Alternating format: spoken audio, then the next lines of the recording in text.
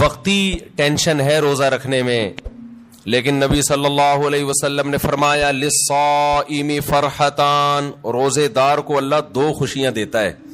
ایک خوشی تو آخرت میں ملے گی جنت کی صورت میں، ایک خوشی افطار کے وقت.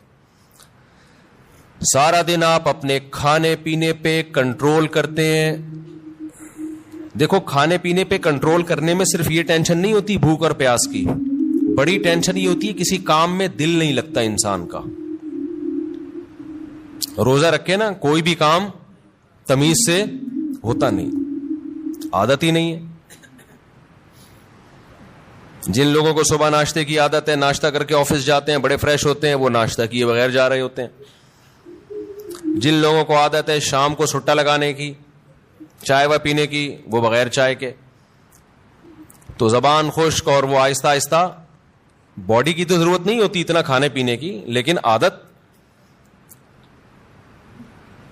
تو لائف کہتے ہیں نا بورنگ لائف ہو جاتی ہے، بور ہونا شروع ہو جاتے ہیں، کسی کام میں دل نہیں لگ رہا. لیکن جب اللہ تعالی ہمیں افطاری کے دسترخوان پہ بٹھاتے ہیں، چند نوالے پیٹ میں اترتے ہیں، کیسی طبیعت فریش ہو جاتی ہے. یہ عام دنوں میں طبیعت میں یہ لذت انسان محسوس نہیں کرتا. تو اللہ نے کیا فرمایا، نبی نے کیا فرمایا کہ ایک روزے دار کو جو خوشی ملے گی وہ آخرت میں ملے گی، اور ایک خوشی دسترخوان پہ جب وہ افطار کرتا ہے وہ بھی بڑی مزے کی خوشی ہوتی ہے. اور میں آپ سے ایک گزارش کرتا ہوں، اس کا مذہب سے براہ راست تعلق نہیں ہے، میڈیکل سائنس سے ہے، لیکن مذہب بھی صحت کو کی ترغیب دیتا ہے نا صحت بنانے کی. رمضان میں ایک کام آپ کر لیں، تھوڑا کھانے پینے پہ کیا کر لو میرے بھائی، کنٹرول کر لیں. ہوتا یہ ہے کہ صبح سحری سے لے کے رات تک مغرب تک جب ہم بھوکے پیاسے رہتے ہیں، ہماری باڈی کا فیٹ ختم ہونا شروع ہوتا ہے، باڈی نتھرنا شروع ہوتی ہے، جسم کی زکات نکلنا شروع ہوتی ہے، جسم فریش ہونا شروع ہوتا ہے. اس کے بعد جو حساب کتاب افطار کے وقت میں پھوڑنا پھاڑنا ہوتا ہے، اس سے باڈی کی ایسی کی تیسی ہو جاتی ہے. رمضان میں ہارٹ اٹیک کے واقعات میرا خیال ہے عام دنوں سے زیادہ ہی ہوتے ہیں. بھائی اللہ میاں نے کھانے کی چھٹی دی ہے، پھوڑنے کی چھٹی، کھانے اور پھوڑنے میں کیا ہے بولو، فرق ہے. نبی صلی اللہ علیہ وسلم نے فرمایا بدترین برتن جس کو بھرا جائے نا وہ انسان کا پیٹ ہے. کوئی برتن فل بھرا ہوا اللہ کو اتنا برا نہیں لگتا جتنا انسان کا پیٹ برا لگتا ہے اللہ کو. میں نہیں کہہ رہا کہ حرام ہے زیادہ کھا لیں آپ، حلال حرام کی بات نہیں ہے، ناپسندیدہ شریعت کی نظر میں بہرحال ہے، حرام نہیں ہے. اب آپ کہیں گے بھوکے پیاسے بھی کھانے بھی نہیں دے رہے اللہ میاں، ابھی بھی پابندیاں لگا رہے. اللہ پابندی نہیں لگا رہا، لگا کھا لو، پھوڑ دو، جتنا پھوڑنا پھوڑ دو، پڑے ہوئے خود ہی ہو گئے نا، پھوڑ دو، حرام نہیں ہے لیکن پسندیدہ کام نہیں ہے. تو رمضان میں آپ اپنے آپ کو عادی بنا سکتے ہیں کم کھانے کا، اچھا کھانے کا. میں بھی سموسے پھوڑتا ہوں، پکوڑے پھوڑتا ہوں، لہذا میں آپ کو یہ کہوں کہ سموسے نہ کھائیں، پکوڑے نہ کھائیں، یہ غلط ہو جائے گا. جب میں کھانے لگوں گا میرے گھر والے میرا ہی بیان چلا دیں گے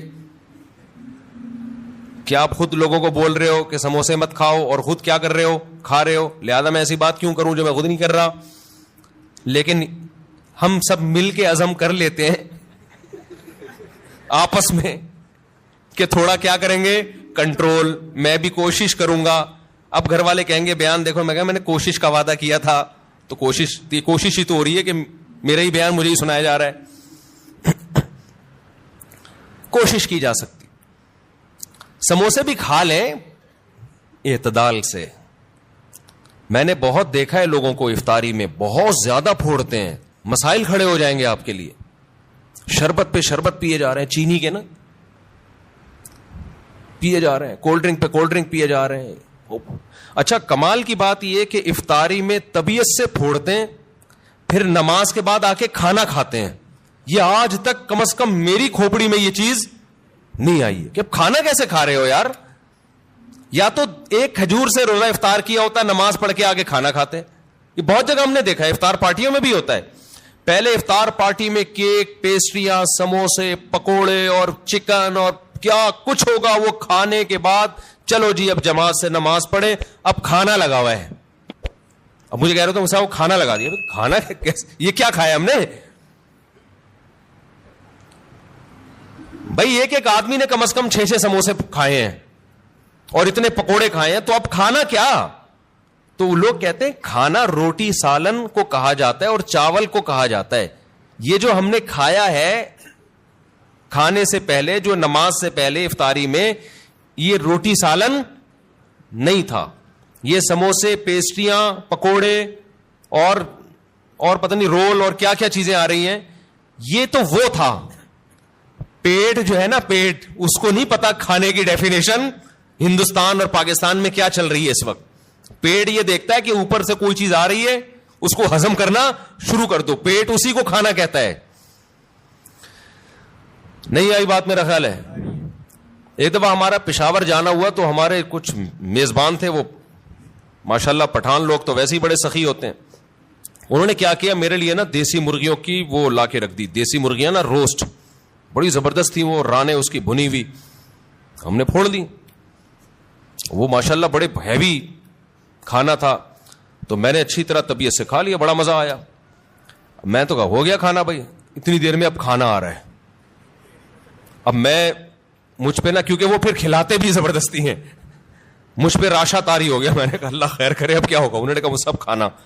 میں نے کہا بھائی ہمارے اندر تو طاقت نہیں ہے. انہوں نے کہا تمہارے باپ کو بھی کھانا پڑے گا. ان کا یہ الفاظ نہیں تھے, لیکن اسٹائل اسی قسم کا تھا.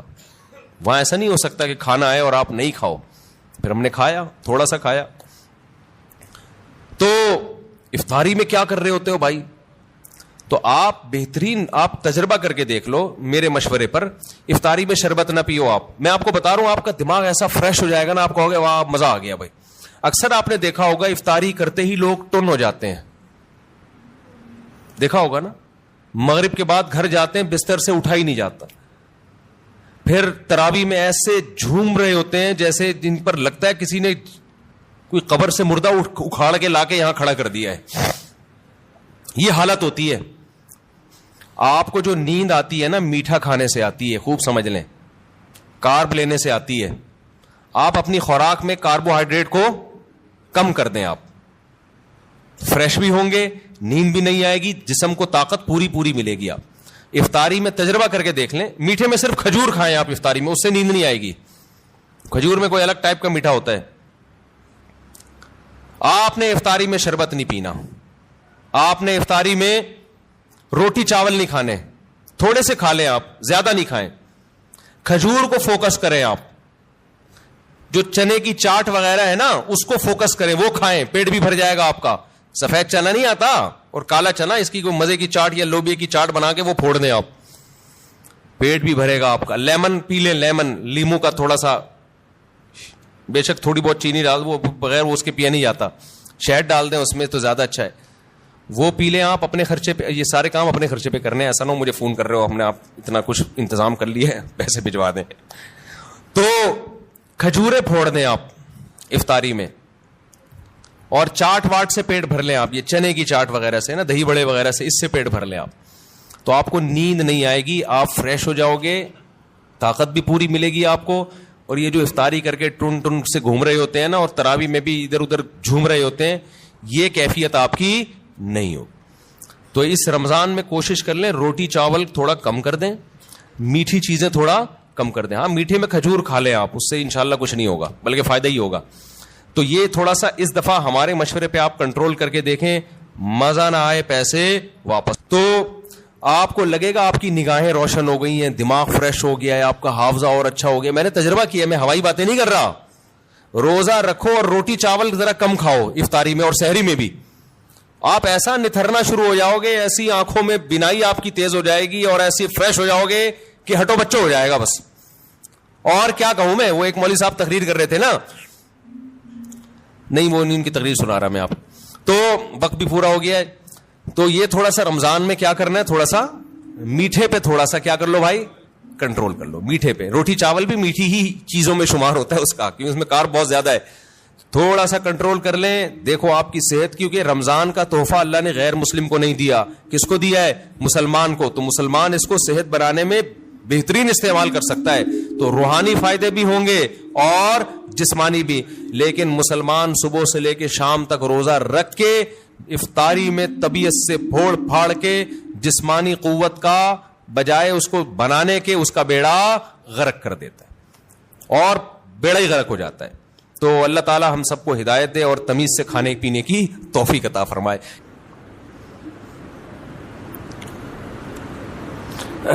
ایک تو اعلان سن لیں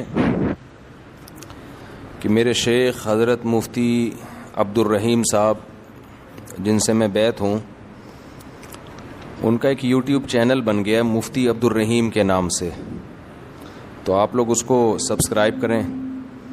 بہت بڑے بزرگ ہیں, بہت تجربہ ہے ان کا, تقوی, علم, اہل اللہ کی صحبت. وہ تو جب آپ ان کے بیانات سنیں گے تو آپ کو اندازہ ہوگا. تو بعض دفعہ انسان کے پاس علم بہت ہوتا ہے, تجربہ نہیں ہوتا, وہ بھی بعض دفعہ لوگوں کو گمراہ کر دیتا ہے. بعض دفعہ تجربے ہی ہوتے ہیں, علم نہیں ہوتا. بعض دفعہ دونوں چیزیں ہوتی ہیں, تقوی نہیں ہوتا, اللہ کا خوف نہیں ہوتا. بعض دفعہ تینوں چیزیں ہوتی ہیں, حکمت نہیں ہوتی جو اہل اللہ کی صحبت سے انسان کو حاصل ہوتی ہے. تو ان میں الحمدللہ یہ چاروں صفات ہیں, تبھی ہم نے ان کو اپنا شیخ بنایا ہے. تو اس لیے ان کا سن لیا کریں, بہت فائدہ ہوگا انشاءاللہ.